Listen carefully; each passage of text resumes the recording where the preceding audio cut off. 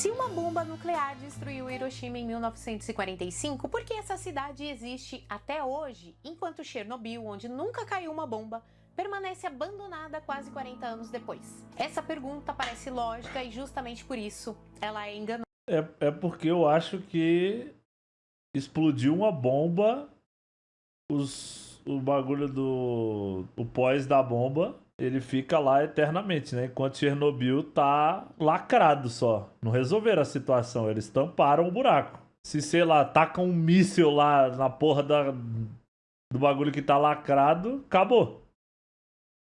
Não é isso, não? Então, tipo, um explodiu uma bomba e o outro tá selado. Ela é usada todos os dias nas redes sociais para negar a história, a física e até a própria existência das bombas atômicas. Se Hiroshima fosse real, estaria inabitável. Se Chernobyl foi só um acidente, por que é pior do que a bomba? Hoje no Matematizei vamos fazer o que quase ninguém faz: desmontar essa comparação usando apenas ciência, física nuclear e dados históricos, sem ideologia, sem conspiração, sem simplificações convenientes.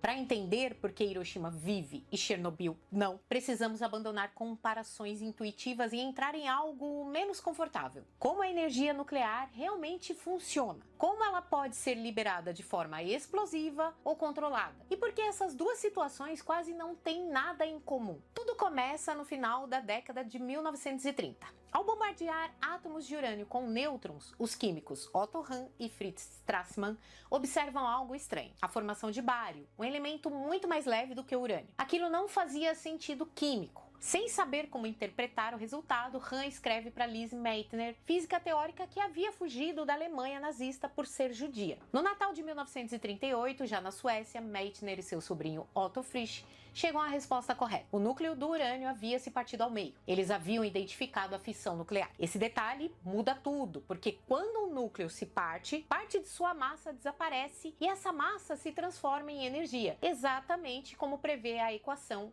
E é igual a mc ao quadrado. Para um único átomo, essa energia é irrelevante, mas para trilhões de átomos, o resultado é assustadoramente grande. Naquele instante, a humanidade descobriu a maior fonte de energia já acessada. A partir da descoberta da fissão, surgem dois caminhos possíveis que jamais deveriam ser confundidos: liberar essa energia lentamente de forma controlada para gerar eletricidade e liberar essa energia de uma vez, de forma descontrolada, criando uma arma. Fisicamente, esses dois caminhos usam o mesmo fenômeno básico, mas exigem materiais, geometrias e ritmos completamente diferentes. O problema é que a história escolheu seguir os dois ao mesmo tempo. Com a Segunda Guerra Mundial... Cara, por um instante eu pensei que eu tava tendo um derrame. Eu comecei a ver a mulher lenta. Falei, caralho, não tô bem. Não tô bem, não tô bem. Meu braço vai começar a formigar. Meu Deus, tô tendo um derrame.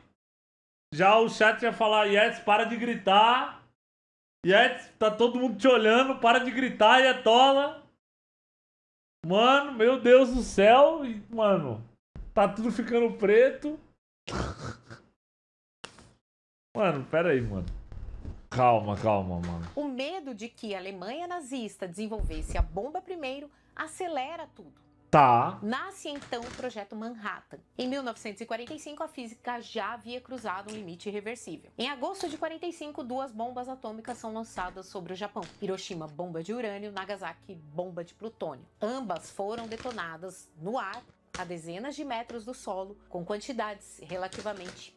Pô, é bizarro pensar o quão diabólico é a ideia de não só jogar uma bomba, mas planejar para que ela estoure no ar, para que ela tenha um poder destrutivo maior, tá ligado? Pequenas de material nuclear. O objetivo da bomba é simples e assustadoramente brutal: liberar o máximo de energia no menor tempo possível. Tudo acontece em microsegundos. A radiação é intensa, mas curta. O material radioativo é rapidamente disperso na atmosfera. O dano humano é gigantesco, mas o ambiente não se torna permanentemente inabitável. Esse ponto é fundamental. Em 1986, em Chernobyl, nenhuma bomba explode. O que existe ali é um reator... Cara, que assustador. Esse vídeo foi gravado em 30 FPS. Contendo cerca de 180 toneladas de combustível nuclear. Um projeto da década de 1950. Falhas graves de segurança, ausência de contenção física adequada. Quando o acidente ocorre, a reação não acontece em microsegundos. Ela se estende no tempo, interage com o solo e libera material radioativo de forma contínua. É isso que torna Chernobyl tão diferente. Não é a potência do evento, é a forma como a energia e a radiação são liberadas. E adivinha só, a comparação Hiroshima e Chernobyl se tornou munição para o negacionismo moderno, porque ela parece intuitiva, ignora física, ignora escalas de tempo, ignora tipos de material, ignora engenharia nuclear. E quando a ciência não é explicada, o vazio é ocupado por teorias conspiratórias. Hoje a nossa missão aqui no Matematizei é exatamente essa: substituir intuição por entendimento. Se você entendeu o vídeo até aqui, já percebeu algo importante. Fissão nuclear não é sinônimo de explosão nuclear. Essa confusão é a raiz de quase todo o debate raso sobre Hiroshima, Chernobyl e energia nuclear. A fissão é apenas o processo físico básico. A explosão ou não depende de como esse processo é organizado. E para entender isso, precisamos entrar em um detalhe que raramente aparece em vídeos virais: isótopos nucleares. O urânio é um elemento químico com 92 prótons no núcleo. Isso nunca muda. O que muda é o número de nêutrons. Quando o número de nêutrons varia, temos o que chamamos de isótopos. Os dois mais importantes são urânio 235 e urânio 238. Ambos são urânio. Ambos existem na natureza, mas apenas um deles é decisivo para nossa história. O urânio 235 fissiona facilmente, o urânio 238 não. E aqui está o detalhe que quase ninguém explica direito. Mais de 99% do urânio natural é 238. Menos de 1% é o 235. Ou seja, a natureza não entrega combustível explosivo pronto. Então, quando um nêutron atinge o núcleo de urânio 235, três coisas acontecem. O núcleo se parte, energia é liberada, novos nêutrons são ejetados, esses novos nêutrons podem atingir outros núcleos de urânio 235 e isso é uma reação em cadeia. Mas aqui temos algo essencial a entender. Essa reação só se sustenta se houver muitos núcleos de urânio 235 próximos uns aos outros. Se os nêutrons não encontram novos alvos, a reação simplesmente morre. É por isso que uma bomba precisa de altíssimo enriquecimento. Um reator, não. Para construir uma bomba nuclear é necessário remover quase todo o urânio 238. O combustível precisa ter mais de 90% de urânio 235. Isso cria um ambiente onde cada nêutron encontra outro alvo rapidamente. A reação cresce exponencialmente, ninguém consegue controlar o processo. Resultado: liberação brutal de energia em microsegundos. Já um reator nuclear, o enriquecimento fica entre 3 e 5%, o urânio é o 238 que domina o material. Muitos nêutrons simplesmente não causam nova fissão. Isso não é um detalhe técnico. Essa é a razão física pela qual um reator não pode explodir como uma bomba. E isso não é uma opinião, é um limite físico. Em um reator, os nêutrons são desacelerados e absorvidos por materiais de controle. Bom, bota fé. E quando eu era mais criança, eu pensava que, tipo assim, toda usina nuclear podia explodir. Porque tu pensa, mano, tu escuta a palavra nuclear, tu já pensa, tipo assim, mano, dissipados pelo urânio 238, regulados por barras absorvedoras. Mesmo que todos esses sistemas eletrônicos falhem... Mas pode? Não, mas ela tá falando que a chance de uma usina explodir como uma bomba é diferente da usina... A física ainda atua como um freio. Nos reatores modernos, acontece algo contraintuitivo. Quando a temperatura sobe, a reação diminui. Isso se chama segurança intrínseca. Em outras palavras, o reator se sabota antes de explodir. O reator de Chernobyl não era um reator moderno, era um RBMK, projetado originalmente para produzir plutônio para armas e gerar eletricidade como subproduto. Seu design apresentava um problema gravíssimo. Quando a temperatura aumentava, a potência também aumentava. Isso cria um ciclo de retroalimentação positiva. Esquenta mais potência, mais aquecimento. Ah, então Chernobyl foi vítima de uma gambiarra, né? Esse tipo de comportamento não existe nos reatores atuais. Além disso, sistemas de segurança puderam ser bloqueados, não havia edifícios de contenção e os operadores não tinham treinamento adequado. Chernobyl não foi energia nuclear dando errado, foi engenharia ultrapassada, mais decisões humanas ruins e contexto político. Com tudo isso em mente, volte à pergunta do início do vídeo. Por que Hiroshima vive e Chernobyl não? As respostas agora estão um pouco mais claras. Hiroshima, pouco material, explosão aérea, evento curto, radiação rapidamente dispersa. Chernobyl Chernobyl, centenas de toneladas de combustível, liberação prolongada, interação com o solo, contaminação persistente. Não é Cara, mistério. na época lá de Chernobyl, tipo assim, a liberação pelo vento, como a Europa é tipo, é o equivalente a explodir um bagulho em São Paulo e o vento bater e levar lá pra Campinas já ser outro país, tá ligado?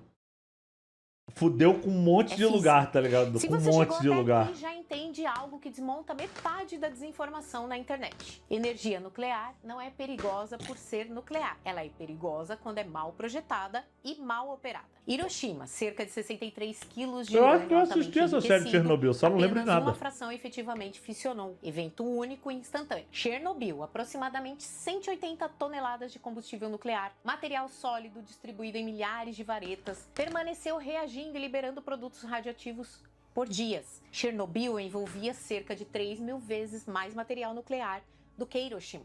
Mesmo que a bomba fosse mais energética, o estoque total de material radioativo em Chernobyl era absurdamente maior. Esse único dado já desmonta a comparação simplista. É basicamente isso. Muito poder destrutivo e pouco. Tipo, hoje em dia as bombas nucleares, elas têm os dois, não é? As bombas bizarras hoje em dia que os caras têm. Tipo, eu sei que tem a bomba de hidrogênio lá. Moleque, Agora ainda. eu vi uma. Eu vi tem um link que tem um mapa de, tipo, se tu jogasse uma bomba num lugar, o tamanho de cada bomba. Tá ligado? Moleque, essa bomba aí, tipo, duas acaba com o Rio de Janeiro. Não me perguntem por que eu sei disso. O segundo fator que quase ninguém considera: tempo.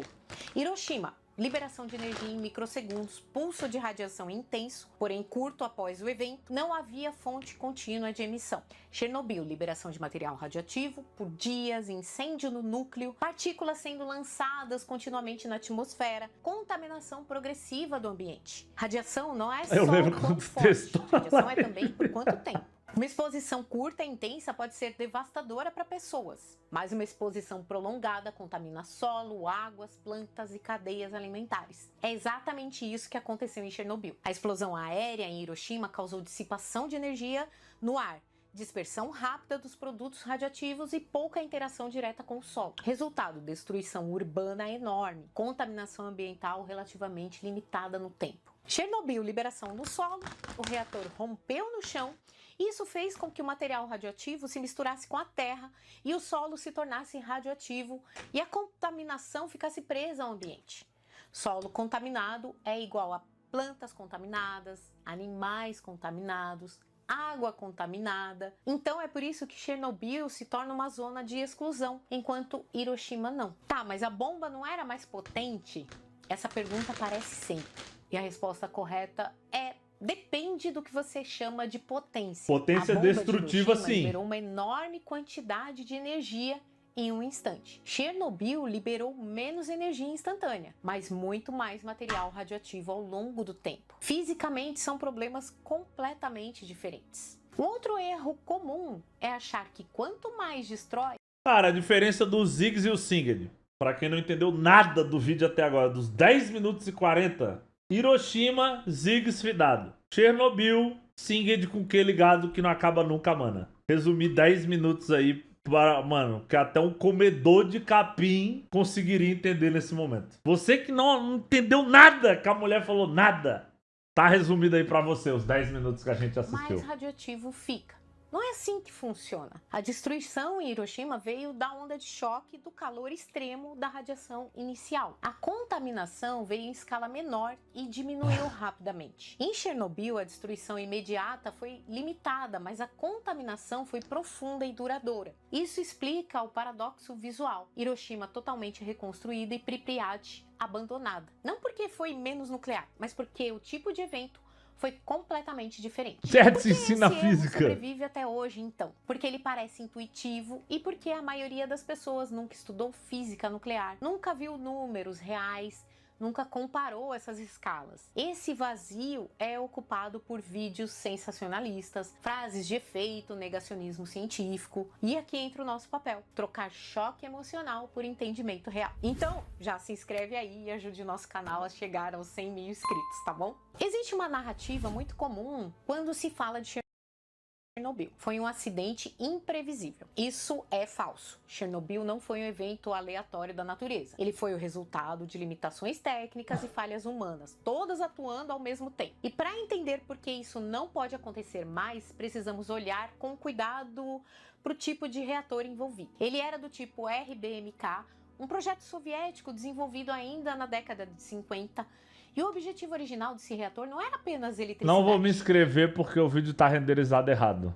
Ele foi pensado para produzir plutônio para armas Tá muito nucleares lagado o vídeo. e gerar energia elétrica como subproduto. Isso já cria um conflito de prioridades logo na origem do projeto. Diferente dos reatores modernos, o RBMK usava grafite como moderador, apenas água como refrigerante e não possuía edifício de contenção robusto. Ele também apresentava um comportamento físico perigoso em certas condições. Mas o problema mais grave estava em algo menos visível. Em engenharia nuclear existe um conceito crucial: coeficiente de reatividade. Em termos simples, se o reator esquenta e a potência diminui, sistema estável. Se o reator esquenta e a potência aumenta, sistema instável. Reatores modernos são projetados para o primeiro caso. O RBMK podia operar no segundo. Isso significa que em determinadas condições, a temperatura e a potência aumentam, mais aquecimento, ainda mais potência. Um ciclo de realimentação positiva. Esse tipo de comportamento é inaceitável em projetos modernos, mas fazia parte do RBMK. O acidente de Chernobyl não aconteceu durante uma operação normal também. Ele ocorreu durante um teste mal planejado,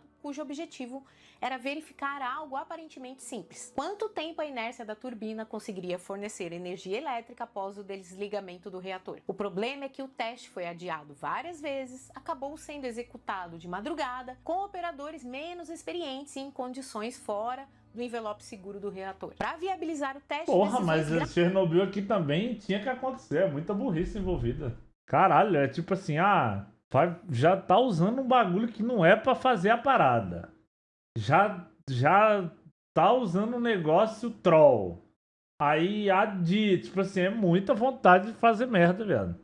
Gravíssimas foram tomadas. Para manter o reator operando em baixa potência, os operadores desligaram sistemas automáticos de segurança, retiraram barras de controle além do permitido e ignoraram alertas do próprio reator. E isso não é um detalhe. Em reatores modernos, isso é fisicamente impossível. Os sistemas são redundantes, não podem ser desligados manualmente. Travas mecânicas e lógicas impedem esse tipo de operação. Em Chernobyl, isso era possível. Quando o teste começou, o reator já estava instável, fora do regime seguro, vulnerável a qualquer perturbação. Então, quando os operadores perceberam que algo estava errado, tentaram desligar o reator. Mas aí surgiu mais um problema de design. As barras de controle do RBMK demoravam cerca de 20 segundos para serem totalmente inseridas. Elas tinham pontas de grafite que nos primeiros segundos aumentavam a reatividade. Ou seja, o botão de desligamento piorou a situação antes de melhorar. Ah, beleza, pô. O freio dos caras é uma aceleradora. Tipo, tu tá a 100 por hora, aí antes de parar o carro ele vai até 150 e depois ele freia e para o carro. Não. Nice botão de stop. Esqueceram só que o botão de stop é uma parar o bagulho. O resultado foi uma subida Porra, é da louco, potência, mano. seguida por ruptura do W do Blitz. explosão de vapor, incêndio do grafite. Não houve explosão no sentido nuclear de bomba. Houve um colapso termodinâmico e estrutural. Mas isso poderia acontecer de novo? Não, Chernobyl não é reproduzível hoje. Não porque aprendemos a ter mais cuidado, mas porque o design do RBMK foi abandonado ou profundamente modificado. Reatores modernos são intrinsecamente estáveis, sistemas de segurança não podem ser desligados manualmente, tempos de resposta são da ordem de segundos, não de dezenas de segundos, e os operadores agora passam por anos de formação e simulação constante. Chernobyl não foi um problema de energia nuclear. Como eu disse, ele foi um problema de uma tecnologia específica ultrapassada. Bom, depois de Chernobyl, algo mudou profundamente, não na física, mas na percepção pública sobre a energia nuclear. O acidente não foi apenas um desastre técnico, ele se transformou em um evento simbólico. A partir daquele momento, o nuclear deixou de ser apenas uma tecnologia e passou a ser... Vocês viram que os caras falaram que tacaram drone lá nos bagulho de Chernobyl? Vocês viram essa notícia? De que os caras tacaram drone na estrutura? Tacaram em que sentido? Sim, abriram o sarcófago. Furaram a porra do bagulho que tá contendo a radiação. acusaram a Rússia e a Rússia falou que não foi eles. Muitas pessoas, sinônimo de Mas os caras já catástrofe fizeram inevitável, manutenção lá, sei destruição lá. permanente, risco incontrolável, mas símbolos não seguem estatísticas e o medo raramente respeita dados. Chernobyl reuniu tudo que a mente humana teme, algo invisível, que é a radiação, efeitos retardados, sofrimento humano real, silêncio inicial das autoridades, abandono de uma cidade inteira. Isso cria uma narrativa perfeita. E narrativas fortes tendem a sobreviver mesmo quando os dados dizem outra coisa. O problema começa quando um único evento passa a representar toda uma tecnologia, ignorando contextos históricos, diferenças de design, avanços técnicos posteriores. É exatamente aqui que nasce o erro lógico. Generalizar um caso extremo como regra universal. Após Chernobyl, a energia nuclear virou uma ferramenta política poderosa. Em muitos países, projetos foram abandonados, usinas em funcionamento foram fechadas, decisões energéticas passaram a ser tomadas por pressão emocional, não por novos dados técnicos. Esse tipo de decisão ignora um ponto desconfortável. Toda forma de geração de energia tem riscos reais e mensuráveis. A diferença é que alguns riscos são visíveis e dramáticos. Outros são difusos, silenciosos e estatisticamente mais letais. Aqui está um dado que raramente aparece no debate público. Ao longo das décadas, considerando mortes por unidade de energia gerada, a energia nuclear mata menos que carvão, menos que petróleo, que gás natural e até menos que hidrelétricas em grandes acidentes. Mas o medo não responde a tabelas, como eu disse, porque ninguém vê CO2, ninguém vê partículas finas no ar, ninguém vê mortes estatísticas. Já a radiação tem nome, símbolo, história. E isso cria um desequilíbrio cognitivo poderoso. Já assisti já a série ambiente que surgem ideias como o Hiroshima nunca existiu. Se fosse real, estaria igual a Chernobyl. Energia nuclear sempre explode. Negacionismo não é falta de informação, é excesso de informação mal organizada. Do ponto de vista científico e técnico, Chernobyl foi um divisor de águas positivo, embora à custa de enorme sofrimento humano. Depois dele, normas internacionais de segurança foram criadas. Projetos passaram a exigir segurança intrínseca, reguladores independentes tornaram-se obrigatórios, treinamento de operadores... Essa série tem maior tempo, esse vídeo tem um mês. Tornou-se contínuo e rigoroso. Ou seja, a energia nuclear de hoje tem uma série. Não é a energia É porque a gente tá assistindo um vídeo sobre o bagulho, pô. Ignorar isso é como julgar a aviação moderna pelo primeiro avião a cair. E existe um efeito colateral raramente discutido. Ao rejeitar a energia nuclear por medo, muitos países aumentaram o uso de combustíveis fósseis e ampliaram emissões, agravaram problemas climáticos e de saúde pública. Então, o medo de um risco raro levou à aceitação de riscos muito mais frequentes. O Brasil é um dos países que mais produz energia limpa, né? Por causa dos negócios que tem no Nordeste lá, que a galera tá botando aqueles bagulho que gira lá. Energia eólica, não é? Dos ventiladores. Isso não é opinião, é consequência estatística. Então por que essa confusão persiste? Porque ela é emocionalmente conveniente. A ciência fala, mas fala baixo, com gráficos, equações, Tu conhece a história do enquanto a desinformação Tarerê. grita. É uma das coisas mais loucas que já ouvi. A história do Tarerê permanece como um memorial silencioso. Entender isso não apaga a tragédia humana, mas impede que ela seja usada como argumento errado. E isso importa. Se você chegou até aqui, já entende algo que separa ciência de opinião. Bons argumentos sobrevivem aos números, maus argumentos fogem deles.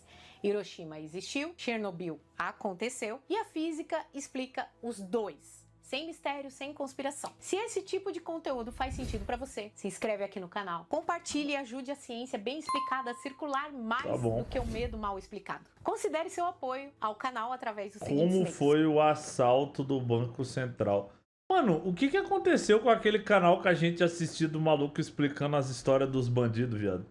Lembra uma época que a gente tava vendo as histórias dos caras do PCC? História do PCC.